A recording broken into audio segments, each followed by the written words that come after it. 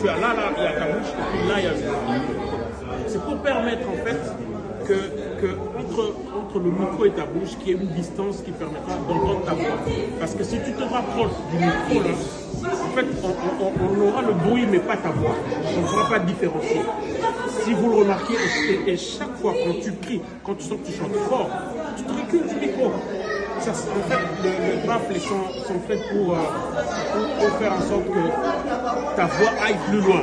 Et si tu chantes déjà fort là, en fait, ça veut dire que ça ne sert à rien l'amplification. Ça ne sert à rien qu'on amplifie. Pour que ta voix, pour que tout soit agréable, pour que tout soit beau, il faut que tout soit équilibré. Donc, si tu sens que tu es fort, tu t'éloignes un peu, parce qu'il y a évidemment l'alto, il y a la soprano.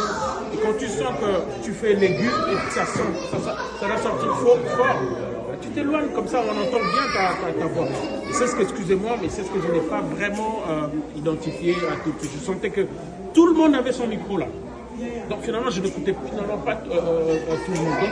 Donc prochainement essayez de le faire. Vous verrez que ça sera très parfait. Et les instrumentistes, peut-être quand le claviériste, le batteur et le bassiste, quand on joue en gros, quand le chant rentre, quand le chanteur rentre, il faut vraiment baisser le plus possible le volume.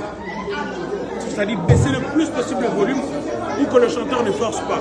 Parce qu'ils ont toujours tendance à forcer quand il entend les instruments forts.